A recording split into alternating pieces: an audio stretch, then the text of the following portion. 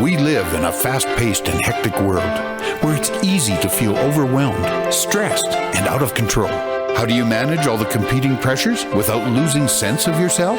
How do you stay focused enough to not only plot a path, but follow it? Welcome to Master Your Life, a show that offers inspiration, insight, and intelligence, as well as success stories from many walks of life that can show you how you can control your own destiny. Our knowledgeable and entertaining host and her guests give practical advice that you can use every day in the quest to master your life. Now, here's your host, Leaha Mattinson. Hi, everyone, and welcome to today's show. I'm host Leaha Mattinson. And first of all, thank you for wherever it is that you are on this beautiful planet for showing up and taking in one of our episodes on either Master Your Life or Recovery Road. For people who are tuning into this via podcast version, please come to the website so that you can actually watch the video version and share far and wide with your family and friends, because what we're talking about today, just like every other day, is how do you actually master your health, master your life, and how do you recover from things that are significant illnesses or setbacks? Because we're all here on this planet in our own little hero's journey, and sometimes we can really get cast adrift by what's going on in the rest of society and not really just taking full ownership of what's going on for us in our own little bubble. So I want to again thank you for all showing up and tuning in, for sharing these episodes with family and friends, people that you care about. And for Dr. David Hardy, a big thank you for coming back on to be a guest once again on the show. Dr. Dave, how you doing today? Oh, I'm fantastic. Yes. And yeah, thanks for having me back. This is going to be another exciting show. I'm really thrilled to be here. Yes. Wonderful. It's wonderful to have you as a consistent guest, Dave, because you do bring deep insight and wisdom, because you've lived life kind of running the gauntlet of being a chiropractor and a functional neurologist, and a teacher. First and foremost, you were a teacher. So you've done lots of things in your life that have really challenged your physical, mental, emotional, spiritual life. And sometimes it's been a battle, just like for everybody. And you've learned ways to overcome these things. And from a masculine perspective, I think that that's also what's nice about us doing episodes together, is we bring both sides of that. And dualism is important, isn't it? Oh, definitely. Yes. Yeah. We each have the feminine and masculine sides of us. And it's always great to be able to bounce back and forth without any judgment about what we're feeling. And we do live in a dual world, and that's where all of creation comes from. So to ignore that there's dualism, externally and internally, is to ignore nature. And it is. So, and how does that go for people typically when they ignore nature? Yeah, it doesn't go well. It does not go well. And so, yeah, we started out the beginning before I hit record on this episode, we were talking about sort of the headlines, what's going on in the world right now. And this SADS has come up, which is sudden adult death syndrome. And what else did you find that it was? It was a lot more to do with arrhythmias and the heart as well. So it seems to be that's the area it's kind of attacking the most. So it will be interesting what comes out with this topic. That's for sure. Yeah, and so it's like, how do we get in the state? So many people that I've coached throughout my executive coaching career have wanted to write their own biographies. Have been pretty interesting people, and other people go, "Oh, you should write a story." Sorry, I should qualify that. Most of them don't want to write the biography. Other people say, "Oh, you should write a book because your life's been so interesting." And they, the sage ones go, "Not really. Don't think I really should do that." Because there's lots in there that people don't know about the actual journey that it takes not become successful, but to be successful, because that's a moment to moment thing. It's not something that's far off in the future, which I think is, again, sort of this indoctrination about all the rewards in life are way out here. Like they're, what are you going to be doing in 5 years from now? Like, are you going to be fulfilled 5 years from now versus hey, are you fulfilled right this second? Yeah, it's a tough challenge to say, yeah, I'm successful in this moment. And the moment might be being in a period of absolute distress. And it's like, well, if you can flip that, okay, well, how are you actually successful in this single moment right now in time? And I think that should become more of the focus than, just this winning the trophy type mentality that we have. And obviously it's not serving anyone in the present moment. And it's more so that younger generations have heroes and older generations have somebody to blame. It's nothing about yourself there, is it? No, not at all. Zero. 0. And I guess the reason why all this theme of, the hero's journey comes up over and over again is because that's actually how a person is to script their own successful life.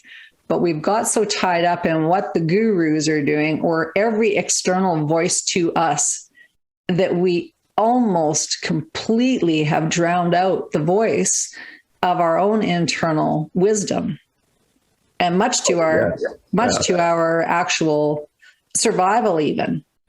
Right? It's just like, we'd much rather take quotes from our Instagram account and everything else, and those make us feel good. They drive us, but also, what are you able to say in that internal dialogue to move you forward? And I think that's really key as well. Yeah. And the more and more quotes, I love that. It's like there's lots of people that rely on quotes for their entire life. That's all. It's like quote after quote after quote. And I like a good quote too, right? But if your whole life is fashioned on, well, this is what so-and-so said, and that's what so-and-so said, and that's what so-and-so said, and hang on, let me go get that book, because that's what so-and-so said. And then it's like either more support for whatever it is that we're doing, and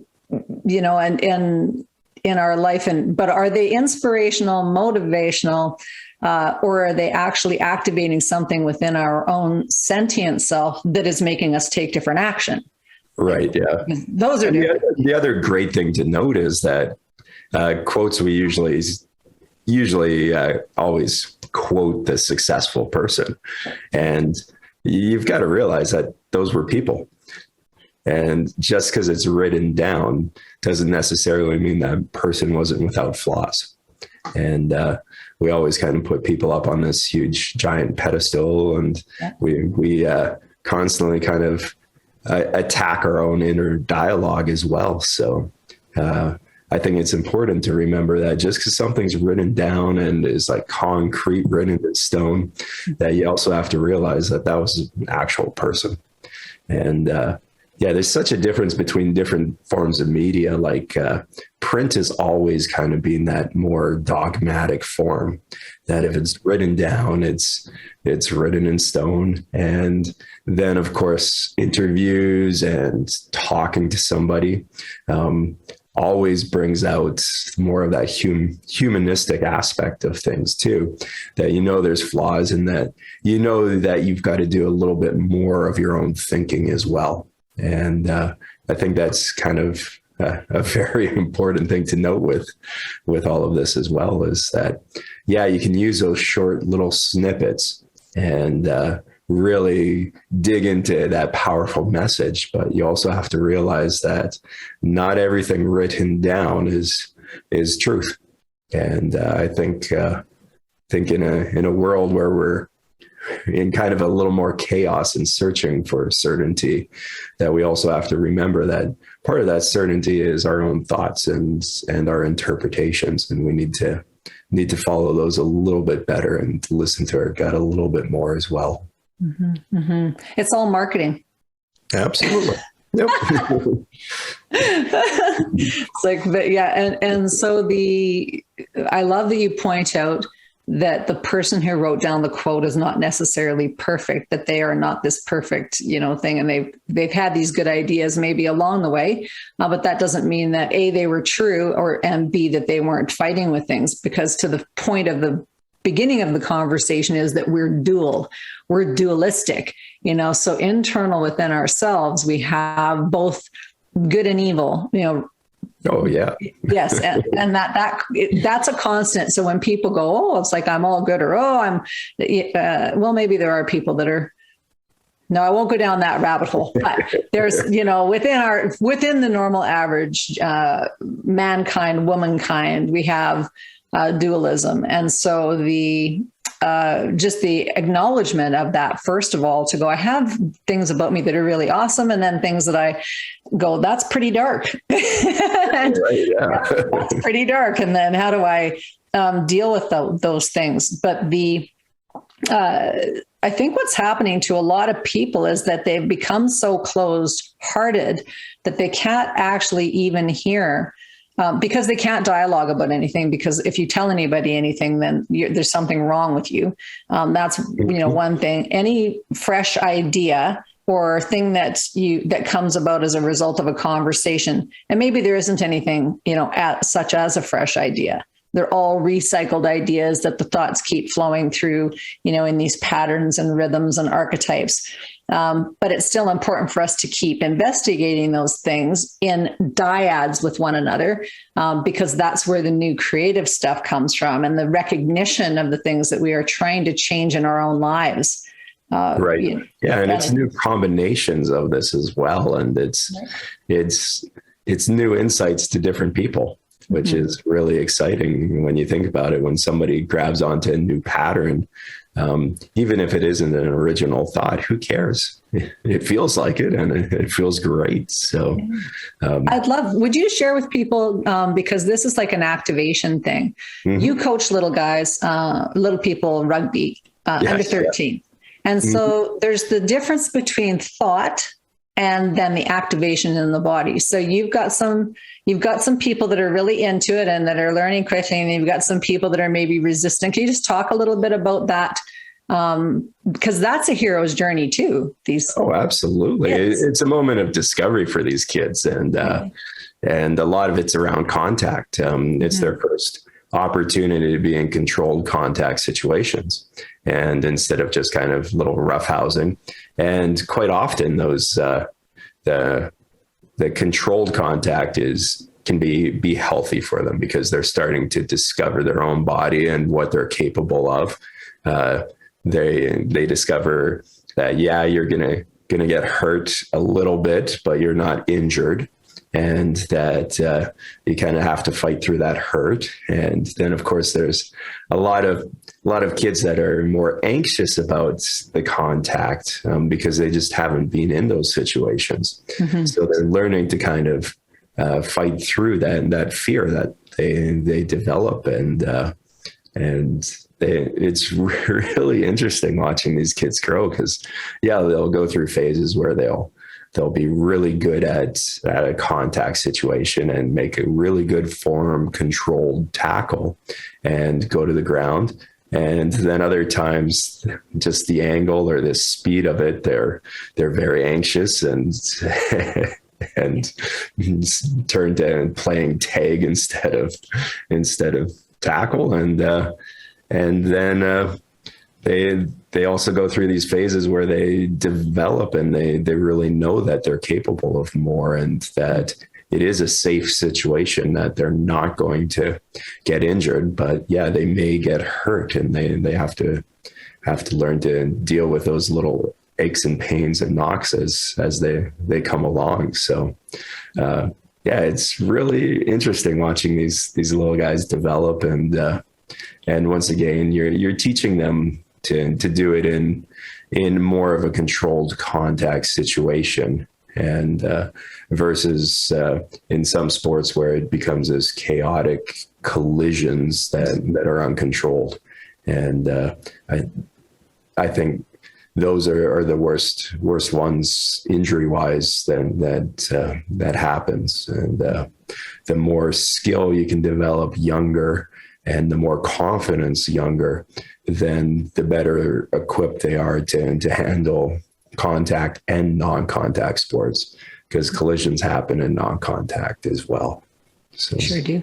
So do you ever talk to the kids on the sidelines when someone's been knocked about and something happened that they weren't expecting, or, someone got away? Is there a psychology piece as well to this, where you're actually talking them either up or down about what they just went through?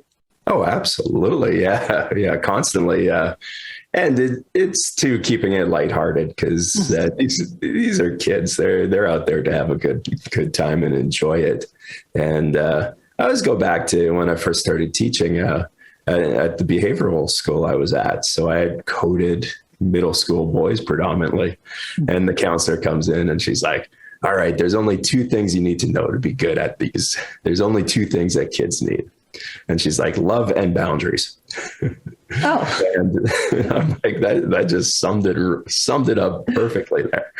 You gotta develop that love, that connection between them, and then set the boundaries, what's acceptable, what's not.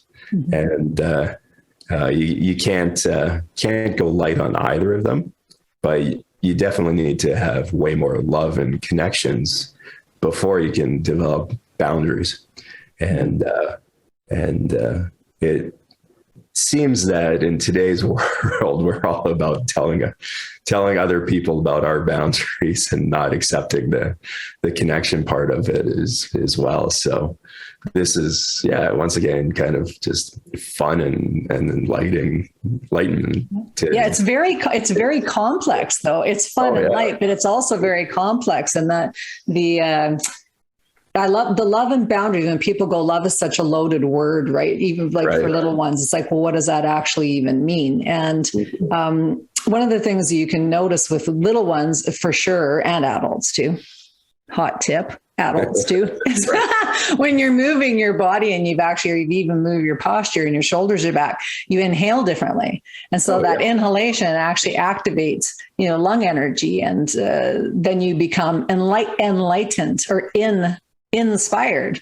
Yes. And then that's all around the heart also, right? So people go, well, how do you actually stay in love with this life that you've got? Well, a lot of it's because I stand a lot and I keep my shoulder. It's like really simple tactics. Right.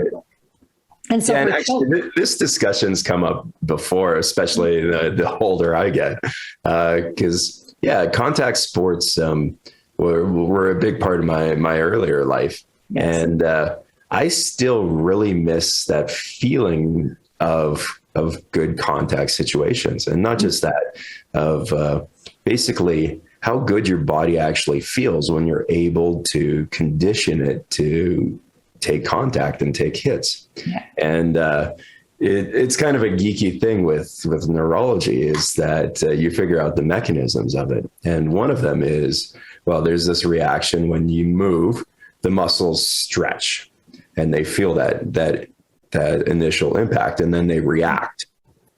And then that response gets quicker and quicker. And then it's not just the neck, like in textbooks, then they have the head and neck one, that if you get whipped around, that, your muscles react to it. And then you also have the thickness and of the neck muscles as well. And that's kind of the two mechanisms to save you from whiplash and concussions, is that, how strong the neck is, and then how quickly it reacts to these knocks and hits. Well, it's actually all the muscles in your body that do that. So you get kind of this little nudge and you got to react to it quickly. Well, the more your body gets conditioned to that, the more all these muscles are kind of always firing and engaging. And that gives you that really kind of confident, I can take on anything type feeling within the body. And it's just, when you're conditioned, it's really, really an amazing feeling. And most athletes, they know about it. It's like, I'm in the off season, I'm feeling soft. And you look at them and they're still ripped and athletic, but they're feeling soft compared to when they're conditioned and able to do this. The problem is when we exceed it and obviously overstimulated and crash it. And then it needs to be rehabbed. But yeah, it's part of that. It gives you this internal body feeling too. And then with males too, it's another way that we get that, oddly enough, that release of oxytocin and that bonding hormone as well. Mm-hmm. And you think about it, yeah, a hug is a light contact situation. And yes. Then a tackle is a very hard hug. And yeah, it actually develops these bonds in athletes and helps really with that body perception as well, to an extent that you don't get from just jogging or riding your bike. Right. Yeah. Nothing even close, right? Not even sort of close. Not even sort of close. I have a confession at 45. So almost 10 years ago now. Oh my God. I can't even believe it's that long. But at 45 years old, I got invited to play rugby with the guys team in Penticton. Oh, okay. And I went out. It was really fun. They were trying to actually make a female, like a women's team. So they were just, they invited us but I was pretty intense. So I was right in there.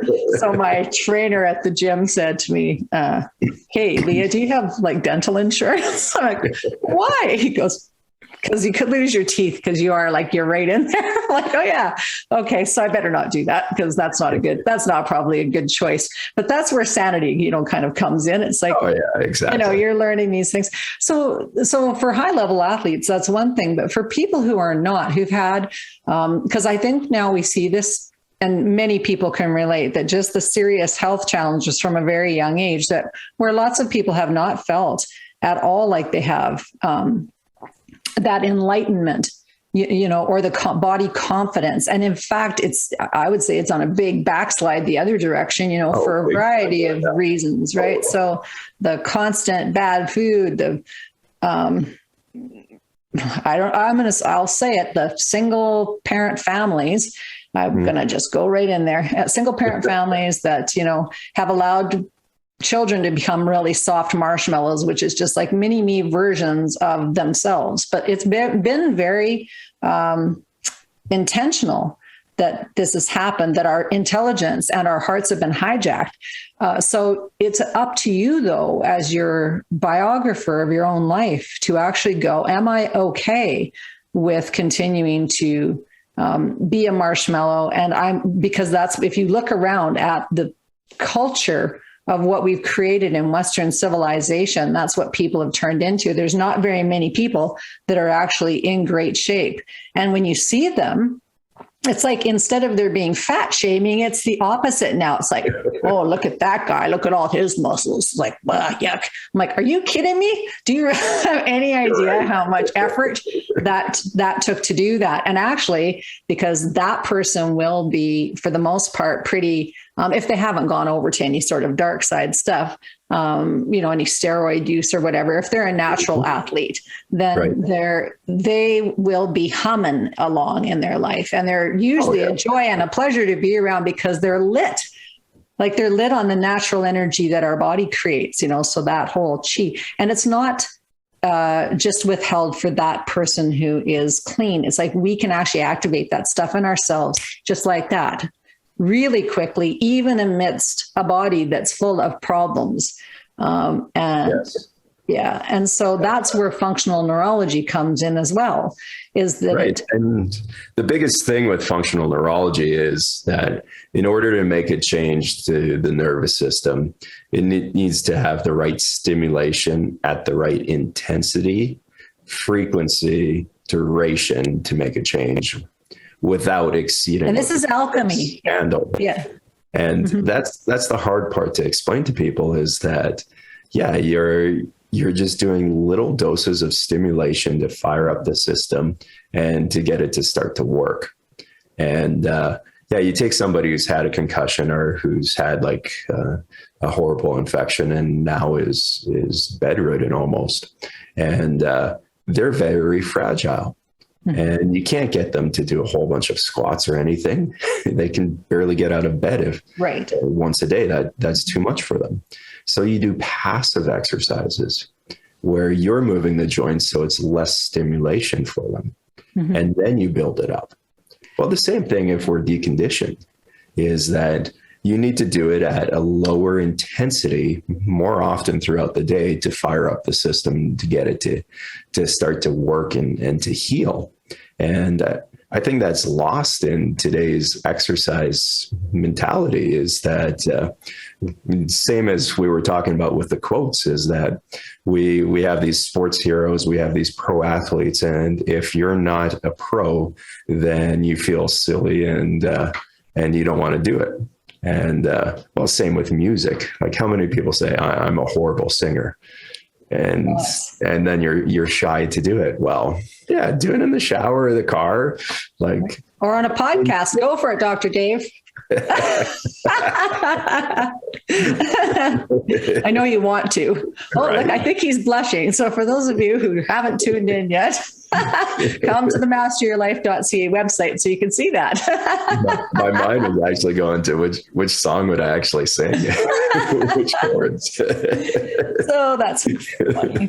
And also I'll invite people to come and check out, because we have a frequency technology that we came across just very recently. So you can check it out on the masteryourlife.ca website, and it's called iTerracare. And the power of that is this terahertz frequency. And so frequencies are activated in Qigong, which I'm a Qigong teacher. Frequencies are activated by movement. And so when you're talking about things looking silly, it's like, do you think that people lifting weights doesn't look silly? I mean, think about it. Right. It does. It does. So but people won't do Qigong because it looks silly. I'm like, what are you talking about? Like wag your tail like a dog? That looks silly. Like, yeah, I'm not doing that. I'm like, okay, I can't help you. Reach your hands above your head and pretend you're like the sun. That looks silly. It's like, I'm not doing that, but you'll go to the gym and lift weights until you puke. Okay. And I did that too. So, it's pot kettle. But I also there was a time when that destroyed my body. So the terahertz frequencies actually help to activate things without you really doing a whole lot other than pointing to acupuncture or acupressure points on your body. Right. Yeah. Yeah. So that's very cool. So for people who are, looking for ways to overcome whatever kind of health things and are trying to figure out how to move energy through their bodies, because there's lots of blockages that happen for a wide variety of reasons. And your body actually stores all of that mess. So you know this, like you might have a client come to you that has no idea what's going on with them. Right. But yet they've got problems. Yeah. And the frequencies that we're talking about here for people that want to get technical or that are saying, okay, well, this is just a bunch of woo stuff or something else, is that once again, everything comes in through a receptor. So whether it's sound, taste, touch, gravity, vision, light, is that all of those are a frequency of energy that a receptor picks up and fires in through a nerve, and nerves pulse at a certain rate and rhythm. And then that goes to part of the brain that registers that. And once again, that first part of the brain should be basically the same frequency or of firing as kind of the information that's coming in. And then we send it to different parts of our brain. We combine all these different frequencies and make meaning out of it. And we can measure frequencies in the brain, and they're called brain waves. And that's been around for a long, long period of time. But the thing to realize is that basically our brain waves are a function of all the frequencies of information coming into our body from the outside world. So if we're to make a change to this, then we need to kind of know, okay, well, which receptors and which pathways and which parts of the brain kind of fire this way and what stimulates it kind of at this rate and rhythm. And then we can match it up and start to figure out what's going wrong in the brain, and then match that up with a tool, a frequency, a stimulation that's going to kind of bring that part of the brain back to firing the way it should. And that becomes the exciting part of everything. is that, yeah, we can take all this kind of observational stuff from centuries on how to make us healthier and fine tune it even more. And it just becomes, this amazing puzzle from getting some of the hardest cases of people who are just suffering better, and also up into the peak performance realm. And athletes, musicians, entrepreneurs, business people, anyone who's at that higher peak of doing something is diving into this. And it seems to be the same circles of people talking about it, which is kind of the frustrating part. It hasn't kind of backed down or drifted down into kind of the normal realm of society. And it is that frustrating part at this point in time, is that, this information's available and people could be making their lives richer and enjoying things more. But we're caught up in Netflix and instead. Netflix and whatever, Netflix and more Netflix typically. And now summer is upon us too. I think, Dr. Dave, that people have gone, away from really maybe thinking about that we just got out of, and we're not out of the shenaniganifest yet, so because the sun's out doesn't mean that things have kind of gone by us. There's bad news on the news all the time that isn't, and some of it's what people would call fake news. Some of it's not being reported at all. And so savvy people who actually want to know the truth of what's going on become their own best researchers, but that's not everybody, people are, a lot of this, when you say it hasn't drifted down to the regular Joe public, people who listen to Master Your Life or Recovery Road, I think, are probably in the 1% of the population who are trying to figure out how to make their lives better. And it is really frustrating and exhausting to, if you're the 1% and you're trying to talk to the other percent about how they can improve their life, it's discouraging, right? Because you go, man, it's like, I can see that it would be easy to activate yourself to do something different in your life, but you don't want to. And that's the truth of also that situation. So I think maybe the best thing that a person can do to be inspirational is to really keep their own vibe, their own, their path, the alchemy of their own health and well-being. And by living that high vibration and being good, so I think that there's this also misnomer that people who are healthy are bad. Like, healthy people are bad, rich people are bad, rich and healthy people are bad.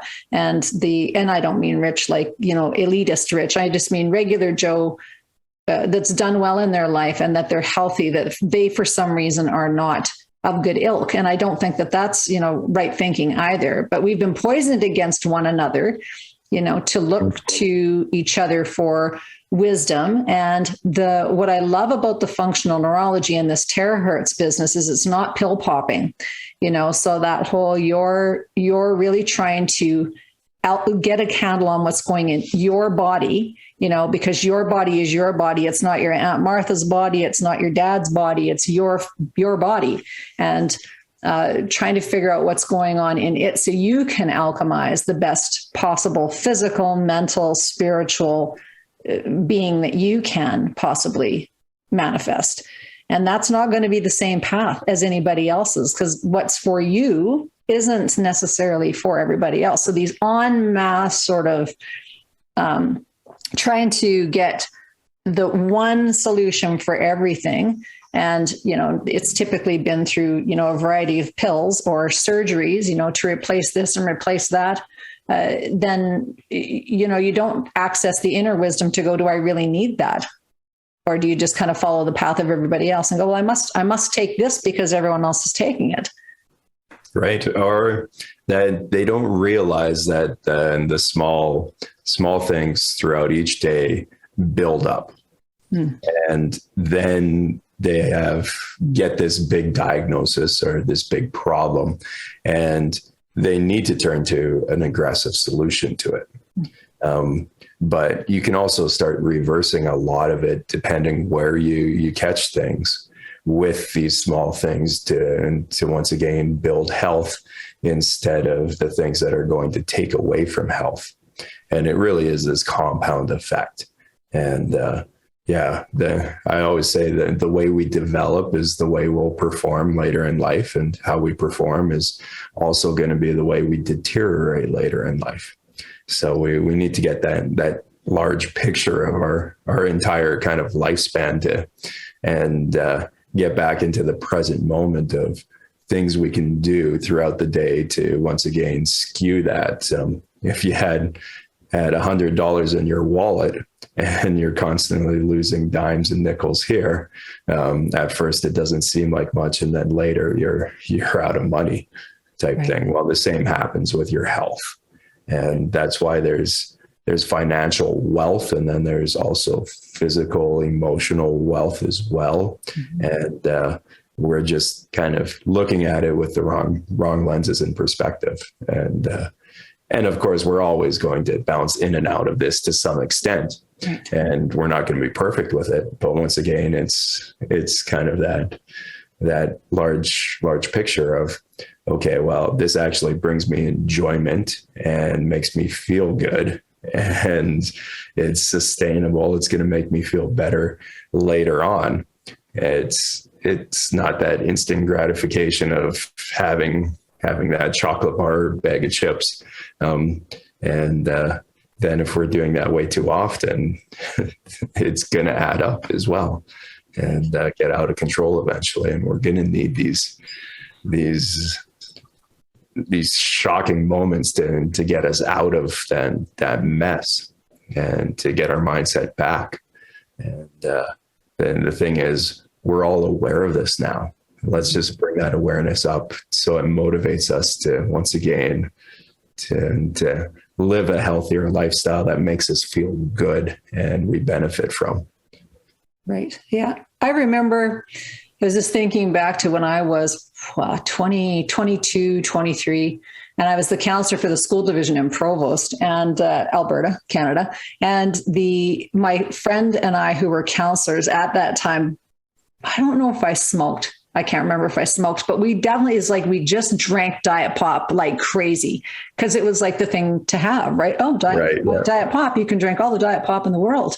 And, now that lasted for a while, but I thought, God, how many 2 liters of Diet Pop can a person go through?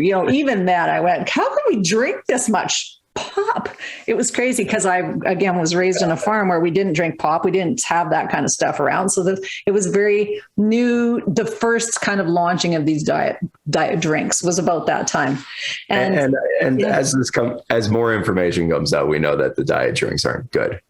And I think we need to apply that to other things coming out right now as well, is that a lot of the organic or kind of healthier things that are starting to be promoted right now, some of them are just based off of junk.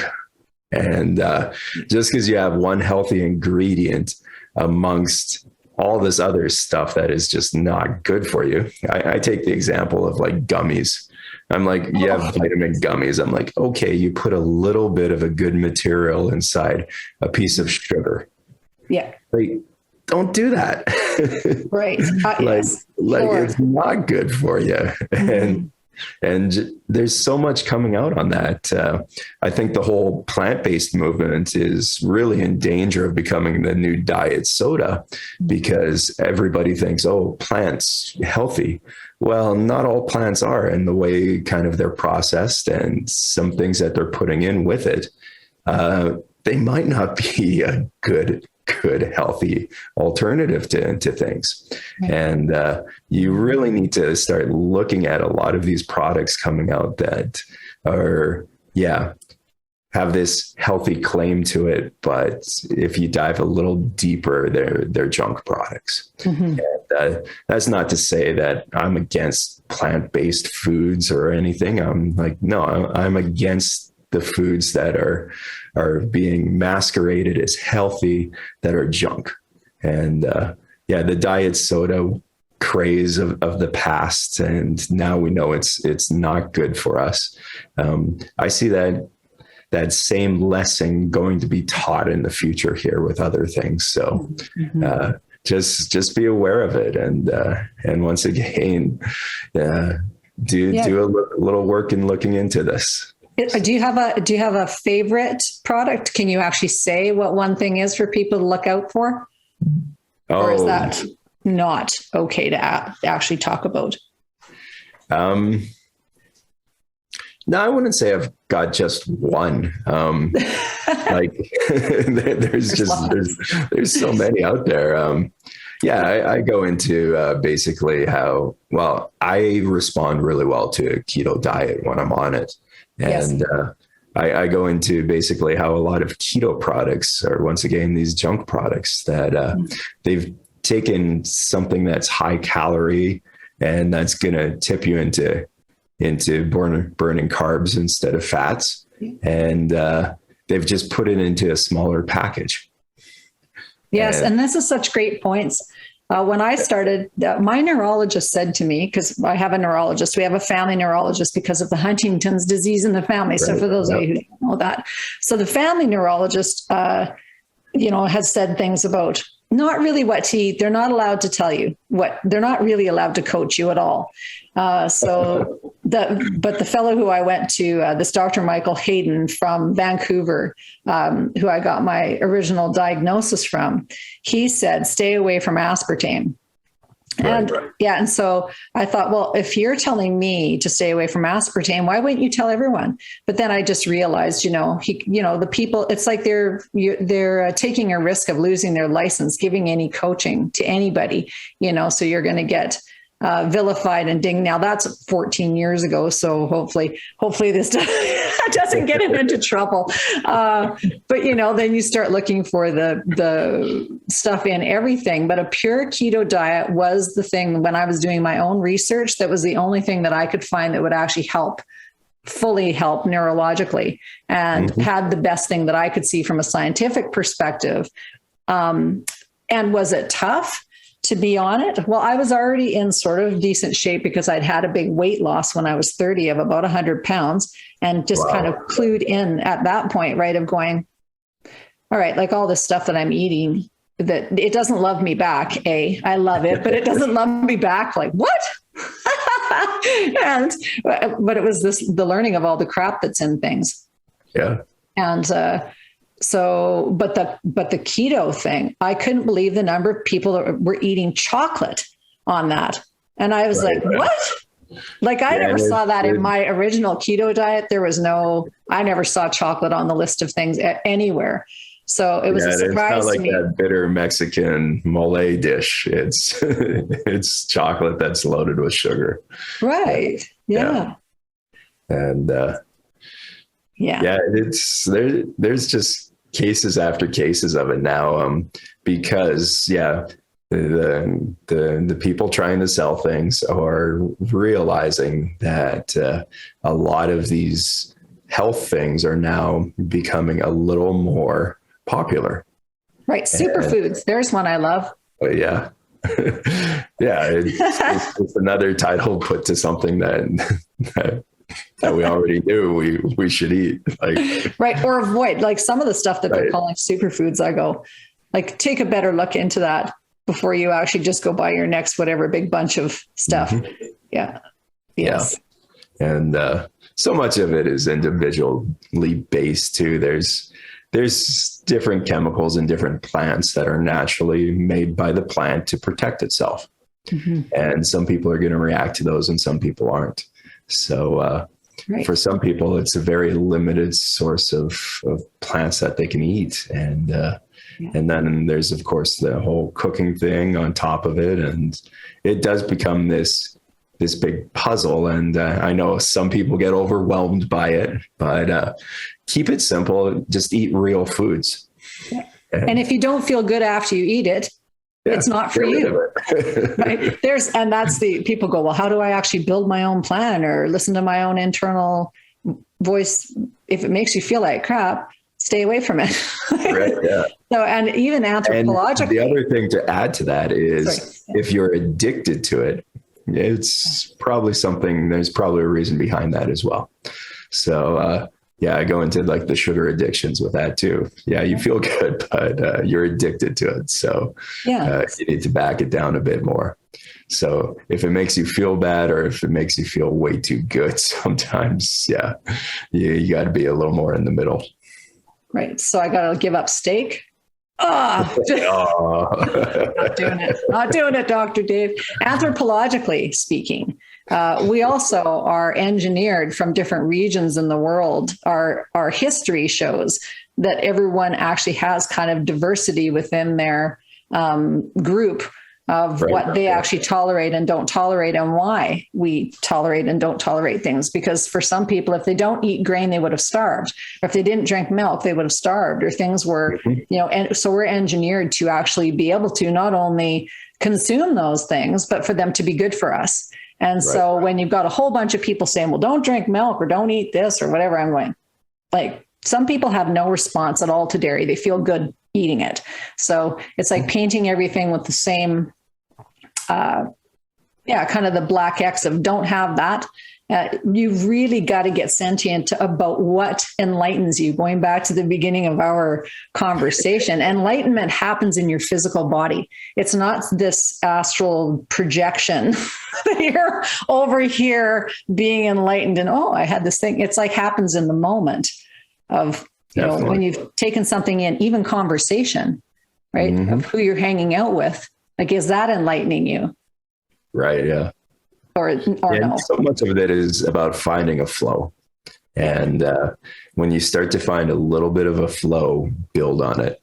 And some people get over analytical on a lot of this stuff with diet, especially. And that was the whole counting calories things, which was not sustainable for the majority of people. But once you start to find flow, just build on that flow. And that's what's gonna take you into something sustainable that, once again, makes you healthier and feel better. And then when you start to fall out of that flow, then it's about getting back into it. Yes. So always picture that flow with things, and it's going to be easier. So beautifully put. And flow is like being on a surfboard. So imagine someone else trying to get on your surfboard, and just you'd be freaking like off in the, you'd be dead in the surf, in the crashing waves. But we do. It's like we'll try to get on other people's surfboards or let them on ours. Right. So it's like, but being in flow really is about being in your own wave. Yeah. And you went into basically the communication diet as well, or nutrition side of what you actually take in. I forget which movie or TV show it was, but it was the best quote I ever heard. Speaking of quotes, it's like, take it out with a quote. Your circus, your monkeys. Your circus, your monkeys. Exactly. So other people's problems, it's theirs to deal with. You can help them out, but your job's not to take their monkeys on. Yeah. Beautifully put. Beautifully put. So we're out of time again, Dr. Dave. Thank you so much for being such an awesome guest. So we've got to interrupt our flow because we're out of time. What? We're just getting into flow, and now we got to get out of it. It's a hard job being on these interviews. We'll find it again next week. That is true. We will find it again next week. Thank you, everyone, for joining us on this episode. Please invite your friends, family to come check out masteryourlife.ca. There you can connect with Dr. David Hardy and myself, the products and services that we offer. I invite you all to love yourselves, love each other, mind your minds. That's all for us. Bye for now. Take care. Thank you for being a part of our program today. Master Your Life is a presentation of Leaha Mattinson Enterprises, Inc. Join us next time on Master Your Life, helping you to discover the very best of you.